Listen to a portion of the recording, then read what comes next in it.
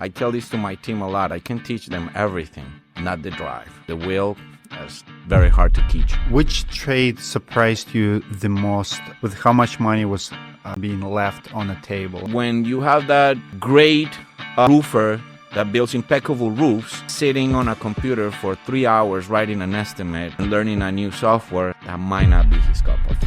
Do you think that industry will go away with AI? You need that person You need to know critically what you're thinking about it, right? Ooh, be careful. Badger might be watching. You don't want to manage claims. There is a lot of little Mickey Mouse companies popping up and there.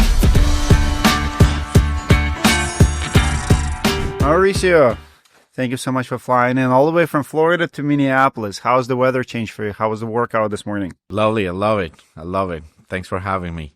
Absolutely. Well, we have a fire going for us. Thank you for coming in. We spoke before. For those of you who don't know Mauricio, he is the founder of Estimate Experts, the company we endorsed for several years now. Love your story, but we've never shared it. It's our first official podcast where we're going to dive into your story. We have little content before about the industry, but you came to the United States in 2012 from Honduras. No, from Colombia. From Colombia. Yeah, I'm born and you raised in recently Colombia. were in Honduras. Okay, let's go with your story. What brought you to the United States back then? The American dream, man. Since I was a kid, I felt I was born in the wrong place. I liked to live there, what I was seeing on the TV. Those nice houses, those nice streets, and made it happen. I realized that I'm a big go-getter.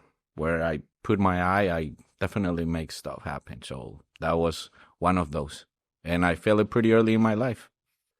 So you told me earlier and you could relate to my post this morning because you also came to the United States with $200 to your name. With nothing. I brought nothing here. But ambition. Yeah, of course. And the drive. And I tell this to my team a lot. I can teach them everything, not the drive. The will is very hard to teach. How do we pass it to our kids? So we came here with the drive. If you cannot teach it, what is it about? Can you show it? Is it in the genes? How do you explain it? That's a big struggle because when you're a parent and you didn't have everything, I think we commit the error to try to, give a better life to our kids. But that's kind of a double-edged sword. We cannot give them everything because I value the things I have now because I know what is having nothing. If my dad was a sheik in Dubai and he will give me a Ferrari for 12, it wouldn't mean anything. So the way I'm doing it is that my kid has to work. Let's say he's good in piano. So any piano song that he completes, he knows I'll pay $20 or $30 if it's a good one. So he needs to work for his money. And actually, he's trying to sell snacks at school stuff. That he makes his money. Has it. First year in the United States, how hard was it?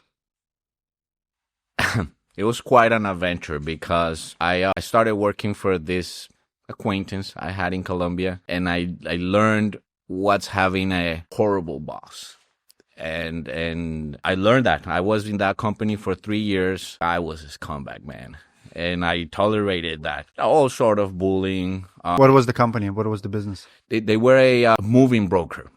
Big sales floor with 30 guys selling moves that they were outsourcing to shipping companies.